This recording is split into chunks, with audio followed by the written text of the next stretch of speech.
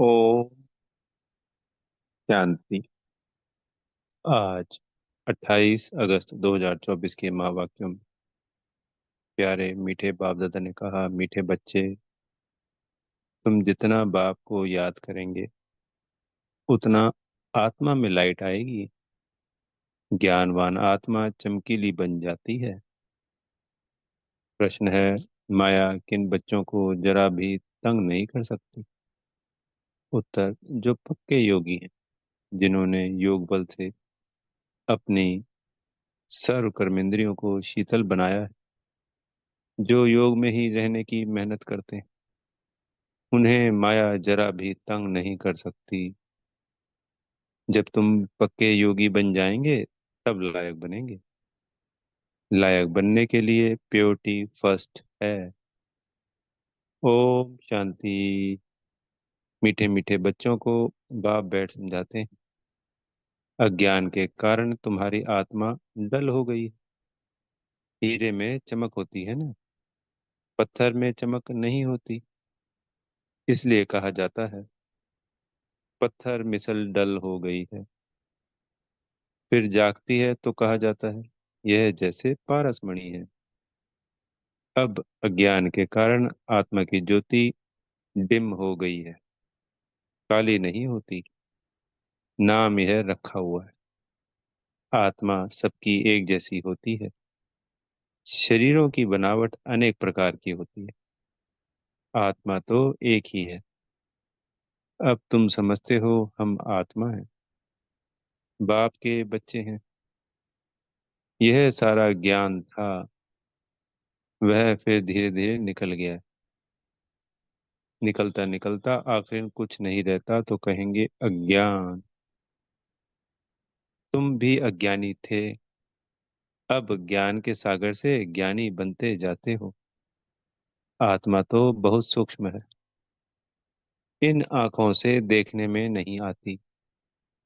बाप आकर समझाते हैं, बच्चों को नॉलेजफुल बनाते हैं, तब सुजाग होते हो। घर घर में सोजरा हो जाता है, अभी घर घर में अंधियारा है और आत्मा डिम हो गई है। अब बाप कहते हैं मुझे याद करो तो लाइट आ जाएगी, फिर तुम ज्ञानवान बन जाएंगे। बाप किसकी गलानी नहीं करते, यह तो ड्रामा का राज समझाते हैं।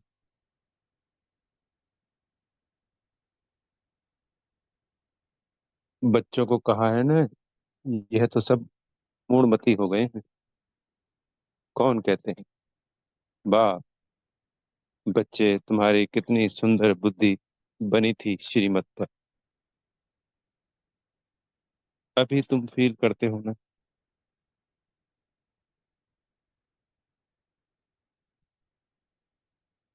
तुम्हें ज्ञान मिला है।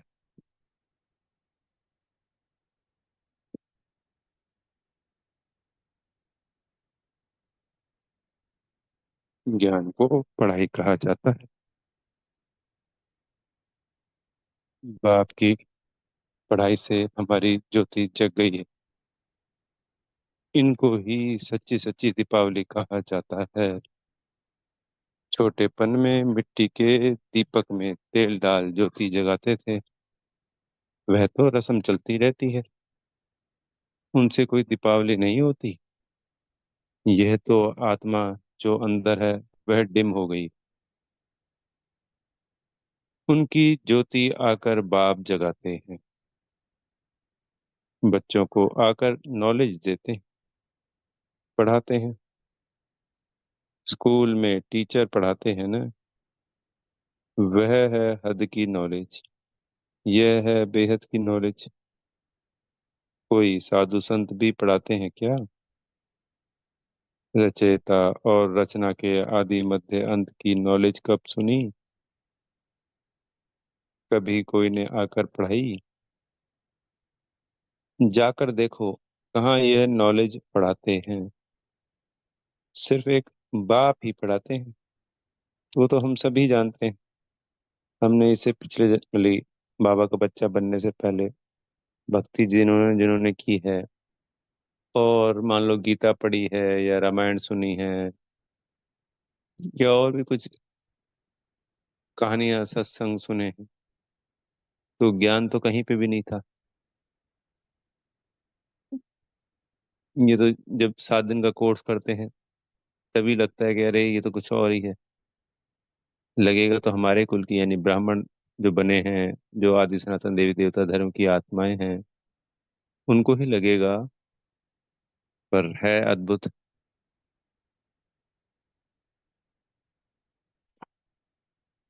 और बिल्कुल एक्यूरेट।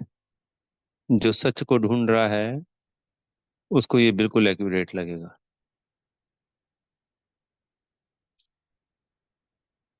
परमात्मा के अलावा ये ज्ञान तो कोई दे ही नहीं सकता, ये तो हम सब जानते हैं। कितना वंडरफुल है। सिर्फ एक बाप ही पढ़ाते हैं, तो उनके पास पढ़ना चाहिए। बाप अनायास ही आ जाते हैं। ढिंडोरा थोड़ी पीटते हैं कि मैं आ रहा हूँ। अनायास ही आकर प्रवेश करते हैं। वह आवाज तो कर ही नहीं सकते जब तक उनको ऑर्गन्स ना मिले। आत्मा भी ऑर्गन्स बिगर आवाज नहीं कर सकती। शरीर में जब आई है तब आवाज करती। तुम समझाओ तो कोई मानेंगे नहीं। बच्चों को जब यह नॉलेज दी जाती है तब समझते हैं। यह नॉलेज एक बाप के सिवाय कोई दे ना सके। विनाश का साक्षात्कार भी कोई चाहते थोड़ी है। यह बाप ही आकर कराते हैं। ड्रामानुसार पुरानी दुनिया अब खत्म होनी, नई दुनिया स्थापन हो रही है। जिनको बाप से नॉलेज लेनी है वह आते रहते हैं। कितनों को ज्ञान दिया होगा। अनगिनत गांव गांव से कितने ढेर आते हैं। यह आत्माओं और परमात्मा का मेला एक ही बार लगता है।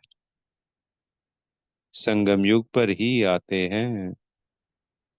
बाप आकर नई दुनिया स्थापन करते हैं। जिनकी ज्योति जगाते हैं वह फिर आकर औरों की ज्योति जगाते हैं। अभी तुम सबको वापस जाना है। इसमें बुद्धि से काम लेना होता है। भक्ति मार्ग में तो है अंधियारा। ज्ञान देने वाला तो एक बाप चाहिए। वह आते ही हैं संगम पर। पुरानी दुनिया में ज्ञान मिल ना सके। मनुष्यों के ख्याल में है अभी तो 40,000 वर्ष पड़े हैं। बिल्कुल ही घोर अंधियारे में है। समझते हैं 40,000 वर्ष बाद भगवान आएगा। जरूर आकर ज्ञान दे सद्गति करेंगे तो गोया अज्ञान है। इनको अज्ञान अंधियारा कहा जाता है। अज्ञान वालों को ज्ञान चाहिए। भक्ति को ज्ञान नहीं कहा जाता। आत्मा में ज्ञान है नहीं, परंतु डल बुद्धि होने के कारण समझते हैं भक्ति ही ज्ञान है। एक तरफ कहते हैं ज्ञान सूर्य के आने से सोझरा होगा, परंतु समझते कुछ नहीं। गाते हैं ज्ञान सूर्य प्रकटा। किसके लिए कहते हैं ज्ञान सूर्य? कब आया यह कोई नहीं जानते। पंडित आदि होगा तो कहेगा जब कलयुग पूरा होगा तब सोझरा होगा। यह सब बातें बाप आकर समझाते हैं। संसार के आत्माएं तो यही तो समझेंगी कि अपने आप ही ऐसे चल रही है दुनिया। जब कलयुग खत्म होगा तो सतयुग अपने आप आ जाएगा।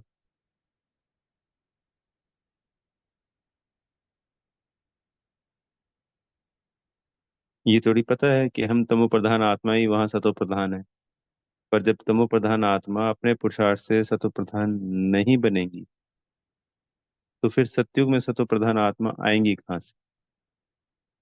फिर उनको जो प्रारब्ध मिल रही है, जो उनको वो उच्च पद की प्राप्ति हो रही है, वो किस आधार पर होगी बिना कर्म किए? तो बाबा आके हमसे इस पुरुषोत्तम संगम युग पे ये सुकर्म करवाते हैं अपनी श्रीमत पे।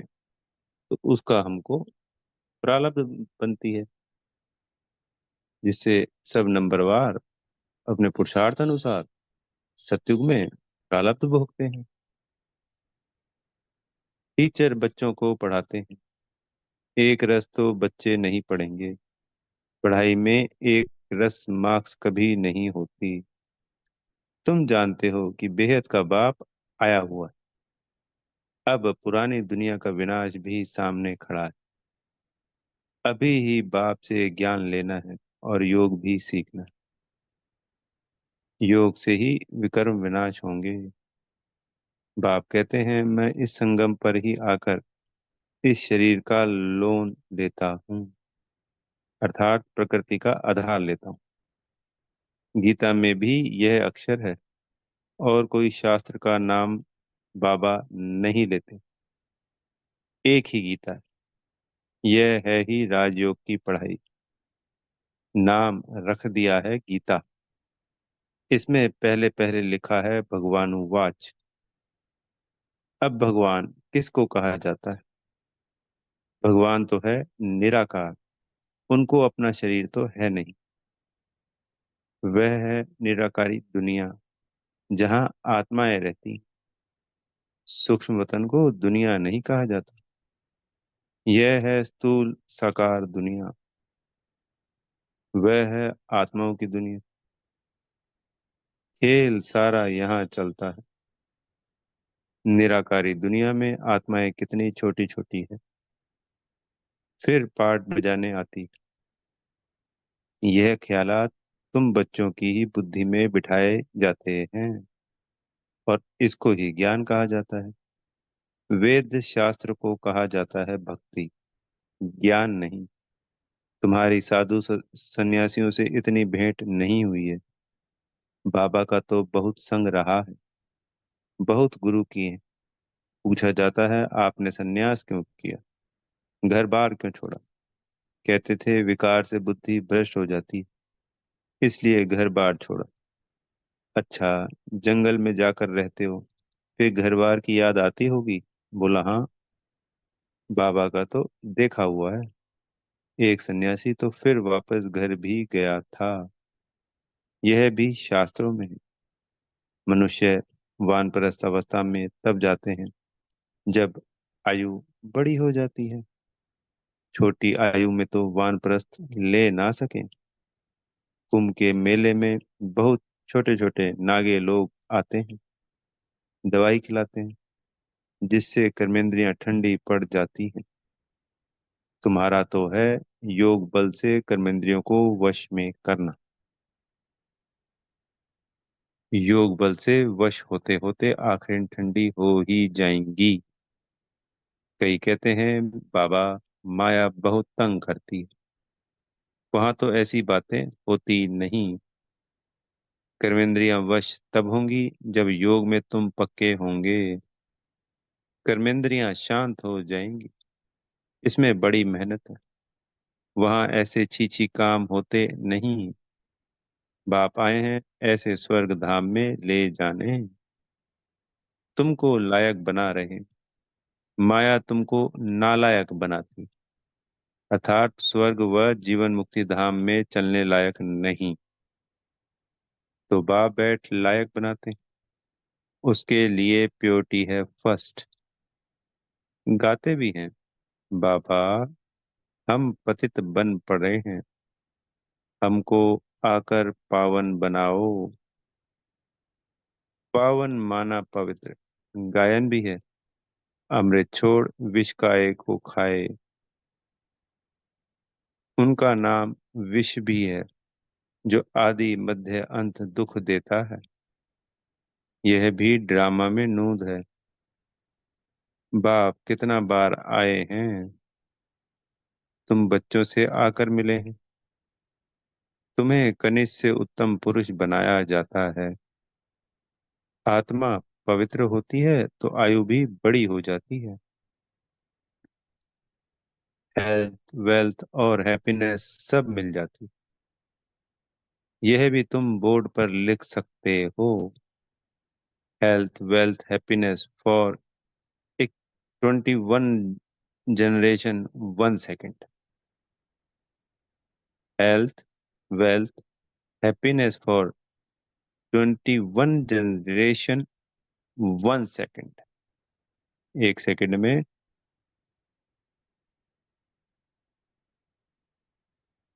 हेल्थ भी, वेल्थ भी, और सदा खुशियां भी, 21 जन्मों के लिए, वो भी 1 सेकेंड में। बाप से यह वर्षा मिलता है 21 जन्मों के लिए। कई बच्चे बोर्ड लगाने से भी डरते हैं।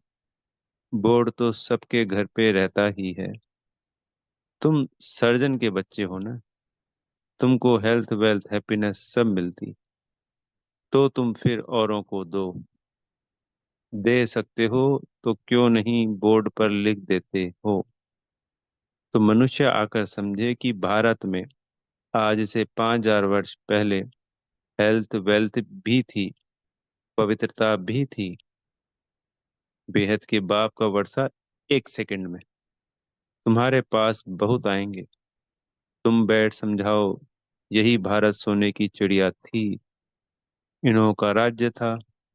फिर यह कहाँ गए, 84 जन्म पहले यह लेंगे। यह नंबर 1 है ना, यही फिर लास्ट में आते हैं। बाप कहते हैं अब तुम्हारा 84 का चक्र पूरा हुआ, फिर शुरू होना है। बेहद का बाप ही आकर यह पद प्राप्त कराते हैं। सिर्फ कहते हैं मुझे याद करो तो पावन बन जाएंगे। 84 जन्मों को जानकर बाप से वर्षा लेना है, परंतु पढ़ाई तो चाहिए ना। तुमको कहा जाता है सुदर्शन चक्रधारी, नया तो कोई समझ ना सके। तुम जानते हो स्वयं आत्मा को कहा जाता है। हम आत्मा जो पवित्र थी, शुरू से लेकर 84 का चक्र लगाया, वह भी बाप बताते हैं। तुमने पहले पहले शिव की भक्ति शुरू की।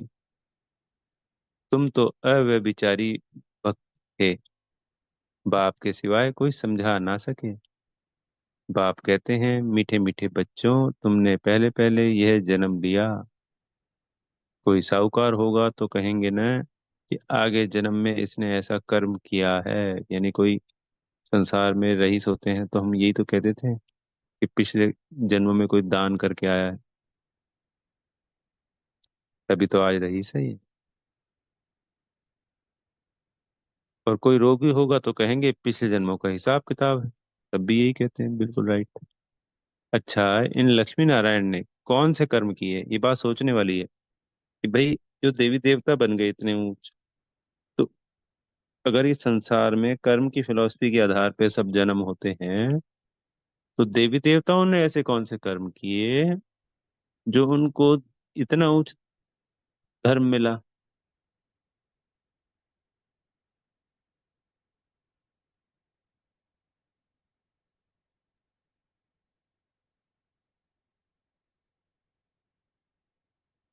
यह बाप बैठ समझाते, इनके 84 जन्म पूरे हुए, फिर फर्स्ट नंबर में आना है। भगवान संगम युग पर ही आकर राजयोग सिखलाते। अभी तुम समझ रहे हो कि बाबा हमें राजयोग सिखला रहे हैं, फिर भी तुम भूल जाएंगे। कर्म, अकर्म और विकर्म की गुह्य गति भी बाप ने समझाई। रावण राज्य में तुम्हारे कर्म विकर्म हो जाते हैं, वहां कर्म अकर्म होते हैं। वहां रावण राज्य ही नहीं, विकार होता नहीं, वहां है ही योग बल। जबकि योग बल से हम विश्व के मालिक बनते हैं, तो जरूर पवित्र दुनिया भी चाहिए। पुरानी दुनिया को अपवित्र और नई दुनिया को पवित्र दुनिया कहा जाता। वह है वाइसलेस वर्ल्ड, यह है विशेष वर्ल्ड। बाप ही आकर वैशाल्य को शिवालय बनाते हैं। सत्युग है शिवालय, शिव बाबा आकर तुमको सत्युग के लिए लायक बना रहे हैं। लक्ष्मी नारायण के मंदिर में जाकर तुम पूछ सकते हो, आपको मालूम है इन्होंने यह पद कैसे पाया। यानी लक्ष्मी नारायण ने यह पद कैसे पाया? हम बच्चे जानते हैं। विश्व के मालिक कैसे बने? बाप कहते हैं तुम नहीं जानते हो, हम जानते हैं। तुम बाप के बच्चे ही कह सकते हो कि हम आपको बता सकते हैं। इन्होंने यह पद कैसे पाया? इन्होंने ही पूरे 84 जन्म लिए, फिर पुरुषोत्तम संगम युग पर आकर बाप ने राजयोग सिखलाया है और राजाई दी है। उसके पहले नंबर वन पतित थे, फिर नंबर वन पावन बने। सारी राजधानी है ना, तुम्हारे चित्रों में सब क्लियर है। इन्हों को राजयोग किसने सिखलाया? ऊंच से ऊंच है ही परमात्मा। देवताएं तो सिखला ना सके, भगवान ही सिखलाते हैं। जिसको नॉलेजफुल कहा जाता है, बाप टीचर सदगुरु भी कहा जाता है। यह सब बातें वही समझ सकते हैं जिसने शुरू से शिव की भक्ति की होगी। मंदिर बनाने वालों से तुम पूछो, आपने यह मंदिर बनाया है, इन्होंने यह पद कैसे पाया? इन्हों का राज्य कब था? फिर यह कहाँ गए? अब यह कहाँ है? तुम 84 की कहानी बताओ तो बहुत खुश हो जाएंगे। चित्र पॉकेट में पड़ा हो, तुम किसको भी समझा सकते हो। शुरू से जिसने शिव की भक्ति की होगी वह सुनते रहेंगे, खुश होते रहेंगे। तुम समझ जाएंगे यह हमारे कुल का है। दिन प्रतिदिन बाबा बहुत सहज युक्तियां बतलाते हैं। तुमको अब समझ मिली है, परमपिता परमात्मा ही सर्व का सद्गति दाता है। 21 जन्मों के लिए सत्यु की बादशाही मिल जाती। 21 जन्मों का वर्षा इस पढ़ाई से ही मिलता है। टॉपिक भी बहुत है। वैशाल्य और शिवालय किसको कहा जाता है? इस टॉपिक पर हम परमपिता परमात्मा की जीवन कहानी बता सकते हैं। लक्ष्मी नारायण के 84 जन्मों की कहानी, यह है टॉपिक। विश्व में शांति कैसे थी, फिर अशांति कैसे हुई, अब फिर शांति कैसे स्थापन हो रही है, यह है टॉपिक।